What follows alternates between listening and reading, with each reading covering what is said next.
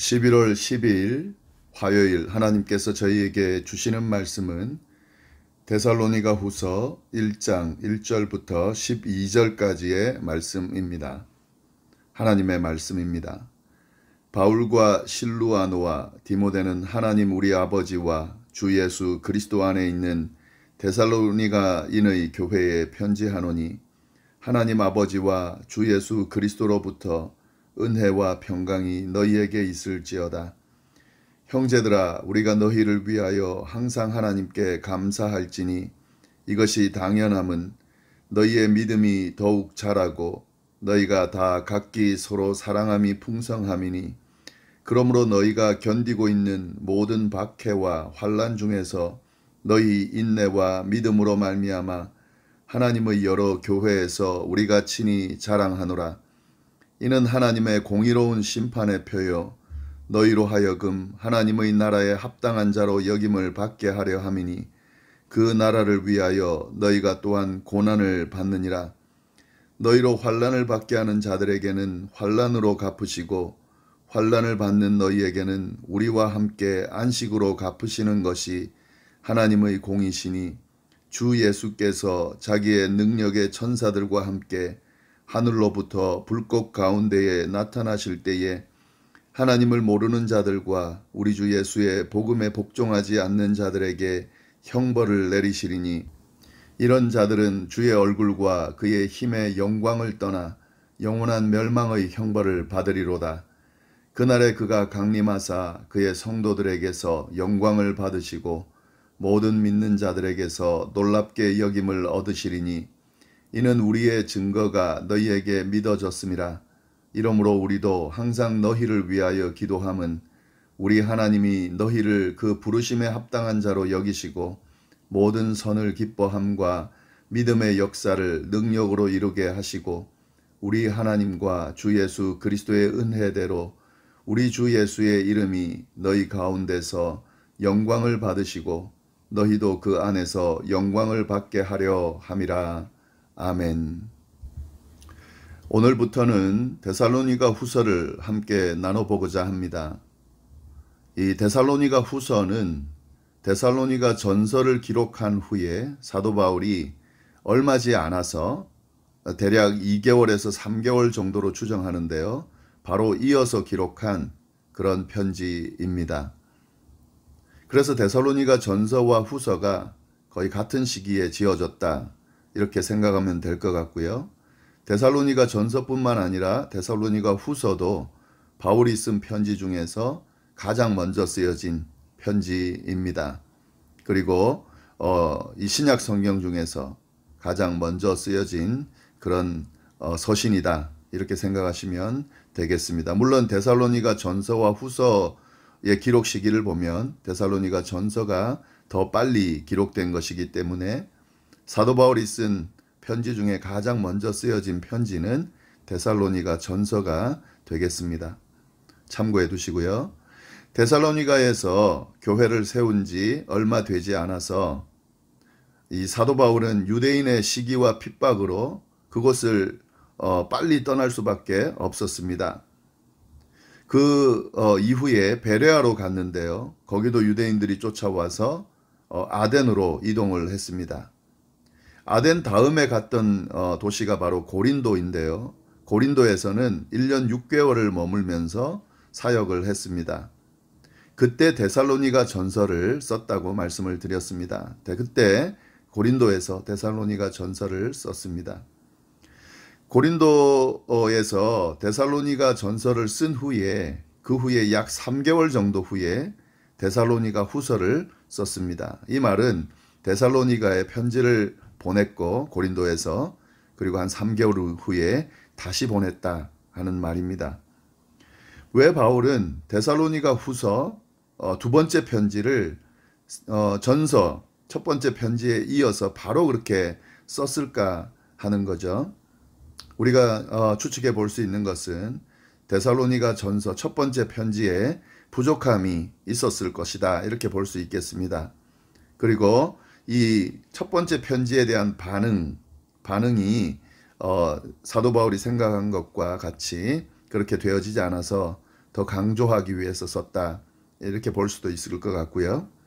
그리고 이 첫 번째 편지 데살로니가 전서를 쓴 후에 그들이 가지고 있는 그런 반응들, 또 그 뒤에 일어난 일들에 대해서 급하게 써야 할 필요성을 느꼈기 때문에 썼을 것이다. 이렇게 볼 수도 있습니다. 제가 말씀드린 이 부분들은 다 근거가 될 수 있다 하는 거죠. 자세한 이유는 데살로니가 후서 내용을 살펴보면 저희가 더 잘 알 수가 있습니다. 그 내용을 저희가 함께 살펴보도록 하겠습니다. 데살로니가 후서는 전서에 썼던 내용이 반복됩니다. 반복되면서요, 추가되는 내용, 강조되는 내용들이 나오게 되는데요. 먼저 반복되는 내용, 반복해서 쓴 내용이 뭐냐면 데살로니가 성도들에 의해서 감사한다라고 하는 것, 그리고 자랑스럽게 생각한다 하는 내용입니다. 이미 데살로니가 전서를 통해서 사도 바울은 데살로니가 교회 성도들에게 감사하고 또 자랑한다는 이야기를 했습니다. 후서에서도 동일하게 그 이야기를 쓰고 있다 하는 거죠. 1절, 2절은 인사죠. 편지에 나오는 인사입니다. 바울과 실루아노와 디모데는 하나님 우리 아버지와 주 예수 그리스도 안에 있는 데살로니가인의 교회에 편지하노니 하나님 아버지와 주 예수 그리스도로부터 은혜와 평강이 너희에게 있을지어다. 그 다음에 감사와 제가 말씀드린 자랑하는 이야기가 나오는데 3절 보시면은 형제들아 우리가 너희를 위하여 항상 하나님께 감사할지니 이것이 당연함은 너희의 믿음이 더욱 자라고 너희가 다 각기 서로 사랑함이 풍성함이다. 데살로니가 교회는 세운 지 얼마 되지 않는 교회인데다가 지도자로부터 사도 바울로부터 제대로 돌봄을 받고 제대로 양육을 받지 못한 교회입니다. 그런데 그들의 믿음이 점점 자라나고 또 서로 사랑함이 풍성하다. 그렇게 표현되어 있습니다. 데살로니가 전서에 나오는 그들의 믿음의 역사와 그리고 사랑의 수고가 풍성이 있다라고 하는 표현이 다시 반복되는 건데요. 네, 이것이 데살로니가 교회의 모습이고 사도 바울은 이 모습을 감사한다 이렇게 쓰고 있다 하는 거죠. 그리고 4절 보시면은 그러므로 너희가 견디고 있는 모든 박해와 환난 중에서 너희의 인내와 믿음으로 말미암아 하나님의 여러 교회에서 우리가 친히 자랑한다. 데살로니가 교회는 지금 세워진 지 얼마 되지도 않았지만 또 여러 가지 박해가 있었습니다. 그러나 그 박해와 환난 중에서도 그들의 믿음을 지켜나가고 있다 하는 거죠. 너희 믿음과 너희 인내와 믿음으로 말미암아. 이 부분에 대해서 사도 바울은 주변에 있는 여러 교회에다가 친히 자랑하고 있다. 네, 이렇게 편지 서두에 이 내용을 쓰고 있습니다. 여기서 보시면은요, 우리 데살로니가 전서 1장 3절에 이 데살로니가 교회가 여러 주변 지역에 본이 되었던 이유, 믿음의 역사, 믿음, 소망, 사랑을 가지고 있다는 건데요. 믿음의 역사, 사랑의 수고, 소망의 인내, 이 부분에 대해서 이야기를 했는데요.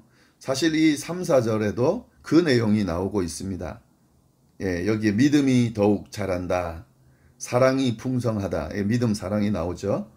그리고 소망은 안 나오지만 너희의 인내와 믿음으로 말미암아 이 내용이 나오잖아요.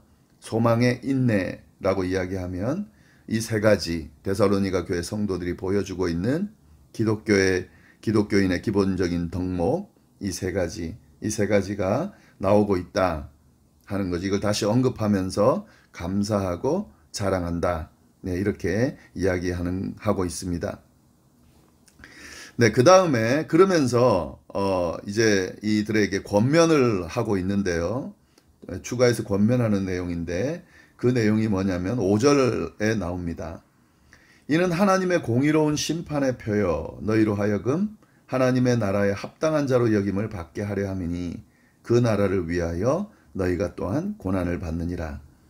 이 데살로니가 교회 성도들이 여러 가지 박해와 환난 중에서도 믿음을 지키고 있는 이 모습을 칭찬하면서 자랑하면서 그들에게 주어지는 이 환난, 그들이 견디고 있는 이 박해와 환난, 이 환난이 가지고 있는 의미가 무엇인지, 또 그 환난이 주어지는 궁극적인 목적이 무엇인지를 자세하게 분명하게 이야기해 주고 있다 하는 거죠.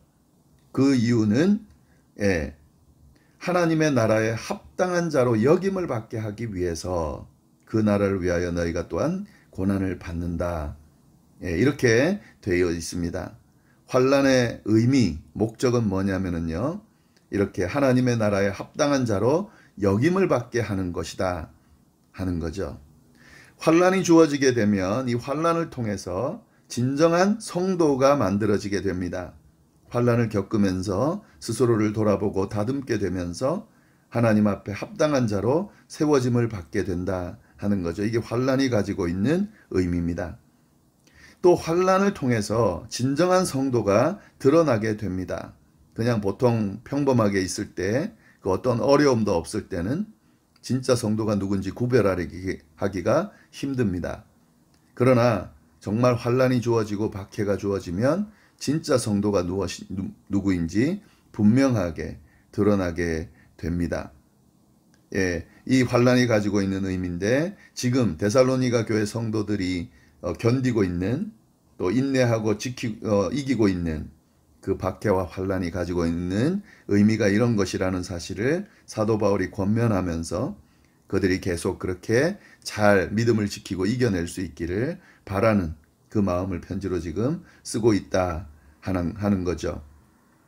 5절 6절 말씀도 보시면은요, 너희로 환난을 받게 하는 자들에게 환난을 갚으시고, 7절 환난을 받는 너희에게는 우리와 함께 안식으로 갚으시는 것이 하나님의 공이시니. 이 환난에 대해서 성도로 바로 세우는 그런 목적이 있는데, 하나님은 이 환난 받는 성도들의 모습을 잘 알고 계셔서 그것들을 또 갚아주신다는 그런 내용이 나옵니다. 이 지금 6절부터의 내용을 보시면은 바울이 또 다른 권면의 내용을 하면서 이 이야기를 연결시키고 있는데요. 그건 다름 아닌 예수님의 재림에 관한 내용입니다. 재림에 관한 내용은 이미 데살로니가 전서에서도 언급을 했습니다. 아니, 데살로니가 전서에서만 언급한 게 아니라요, 그 교회를, 데살로니가 교회를 처음 세웠을 때에 그때 재림에 관한 가르침을 주었습니다. 그리고 그 가르침에 대해서 데살로니가 전서를 통해서 확인해 주었습니다. 그런데 이 후서를 보면은요, 이렇게 전서에서 또 그 전에 데살로니가 교회를 세울 때 예수님의 재림에 대해서 확실히 가르쳐 주었는데, 이 데살로니가 성도들에게 있어서 이 부분에 대해 잘못된 오해가 있었던 것 같습니다. 특별히 이 거짓 교사들이 그 교회 안으로 들어와서 잘못된 것을 가르쳤다 하는 거죠. 그 소식을 사도 바울이 들은 겁니다. 예를 들자면 오늘 본문에는 나오지 않는데요, 2장 2절에 보면 영으로나 또는 말로나 또는 우리에게서 받았다 하는 편지로나 주의 날이 이렇다고 해서 쉽게 마음이 흔들리거나 두려워하지 말아야 한다는 것이라. 이게 뭐냐면 지금 사도 바울의 편지가 왔다 하는 그런 거죠. 거짓 편지입니다. 거짓 편지가 주어졌습니다. 그리고 그 거짓 편지에는 무슨 내용이 나오냐면 주의 날이 이르렀다, 이렇게 거짓 편지가 있는 거죠. 주님의 재림이 지금 임박해서 지금 일어나고 있다, 이렇게 이런 거짓 편지가 그들에게 주어졌던 것 같습니다. 그리고 그것을 진짜인 것처럼 가르치는 거짓 교사들이 데살로니가 교회 안에 있었다 하는 거죠. 이로 인해서 데살로니가 성도들의 삶이 흔들리고 믿음이 흔들리는 그런 현상이 생겨나고요, 심각한 부작용이 생겨났습니다. 심지어는 일상생활을 중단하는 사람들, 왜냐하면 주님이 재림하고 종말이 임했기 때문에 중단하는 사람들, 자기가 하고 있는 생업을 중단하는 그런 일들도 생겨났다 하는 거죠. 사도 바울은 이 소식을 전해 들었습니다. 그래서 급하게 이 데살로니가 후서를 쓰게 된 겁니다. 그 잘못을 바로잡기 위해서요, 재림에 대한 바른 가르침을 하고 잘못된 것을 바로잡기 위해서 이 편지를 썼다 하는 거죠. 그 내용이 2장에 주로 이어져서 나오는데요. 오늘 내용과 함께 연결해서 재림에 대한 바른 가르침을 하고 있습니다. 오늘 주어진 본문만 보면은요, 이렇게 되어 있는데요. 7절부터 보시면은 환난을 받는 너희에게는 우리가 함께 안식으로 갚으시는 것이 하나님의 공이다. 그러면서 뭐라고 나오냐면 주 예수께서 자기의 능력의 천사들과 함께 하늘로부터 불꽃 가운데에 나타나실 때에, 이때가 언제입니까? 주님의 재림 때입니다. 주님이 재림하실 때에, 주의 날이 임할 때에, 그때에 어떤 일이 일어나는가 하는 이야기를 이제 이어서 하는데요. 주님이 재림하는 모습을 잘 묘사해 놓고 있는데, 주님이 재림하실 때 천사들과 함께 하신다. 천사들과 함께 한다는 것은 신적인 능력을 가지고 있음을 드러내는 겁니다. 주님이 재림하실 때 천사들과 함께 할 거다. 그 다음에 불꽃 가운데 임한다. 이 불꽃 가운데라는 표현을 사용할 때는 주로 형벌, 진노, 심판 이럴 때 이 불꽃이라는 표현을 썼는데요. 주님이 재림하실 때 이 불꽃 가운데 나타나신다. 심판자의 모습으로 나타나신다 하는 이야기를 하고 있습니다. 이렇게 재림하는 모습을 묘사했고요. 8절 말씀 보시면은 하나님을 모르는 자들과 우리 주 예수의 복음에 복종하지 않는 자들에게 형벌을 내리신다. 이렇게 재림하시는 예수님께서는 그 심판 때에 믿지 않는 자들, 하나님 모르는 자들, 예수의 복음에 복종하지 아니한 자들에게는 형벌을 내리신다. 이게 주의 심판에서 일어나는 일입니다. 이런 자들은 주의 얼굴과 그의 힘이 영광을 떠나 영원한 멸망의 형벌을 받을 것이다. 네. 그날에 그 주님의 재림의 날에 10절 그가 강림하사 그의 성도들에게서 영광을 받으시고 모든 믿는 자들에게서 놀랍게 여김을 얻으시리니 이는 우리의 증거가 너희에게 믿어졌습니다. 주님이 재림하실 때에 가지는 두 가지 의미가 있는데요. 악인들, 그러니까 예수님을 하나님을 모르는 자들, 주 예수의 복음에 복종하지 아니한 사람들에게는 그 주님의 날, 주님의 재림이 형벌이 될 것입니다. 형벌이 임하는 심판의 때가 될 것입니다. 그러나 성도들에게는 영광의 자리, 구원의 자리가 될 것이다 라고 하는 주님의 재림이 가지고 있는 의미를 잘 표현해 놓고 있습니다. 따라서 이렇게 연결해서 우리가 이해해야 될 것 같은데요. 고난과 박해가 주어질 때에 그 고난과 박해가 믿음을 지키기가 쉽지는 않겠지만은요. 끝까지 믿음을 지키고 하나님의 성도로서 세워지고 하나님의 성도로 드러나게 되면은 그 성도는 결국 주님의 재림 때에는 영광의 자리에 앉게 될 거다 하는 그런 의미가 있는 거죠. 그러나 믿음을 지키지 못한 사람들, 배교한 사람들, 또 하나님의 말씀을 받아들이지 않은 사람들, 예수 그리스도의 그 복음을 받아들이지 않은 사람들, 그들에게는 주님의 재림의 때에 심판의 형벌의 심판이 임할 것이다 라고 하는 의미를 이야기해 주고 있는 거죠. 그러면서 사도 바울은 11절 12절에 이 성도들을 위한 기도를 하고 있습니다. 그 기도 내용 보겠습니다. 이러므로 우리도 항상 너희를 위하여 기도함은, 데살로니가 교회 성도들을 위하여 기도함은 우리 하나님이 너희를 그 부르심에 합당한 자로 여기시고 모든 선을 기뻐함과 믿음의 역사를 능력으로 이루게 하시고 우리 하나님과 주 예수 그리스도의 은혜대로 우리 주 예수의 이름이 너희 가운데 영광을 받으시고 너희도 그 안에서 영광을 받게 하려 함이다. 이 성도들이 믿음을 잘 지키고 박해와 시련, 환난을 잘 이겨내서 주님의 재림 때에 주님의 영광스러운 그 자리에 앉게 되기를 바란다 하는 그 기도를 드리고 있다 하는 거죠. 네, 오늘 말씀 잘 보면서요. 특별히 주님의 재림이 갖고 있는 의미를 좀 잘 저희가 주목할 수 있기를 바랍니다.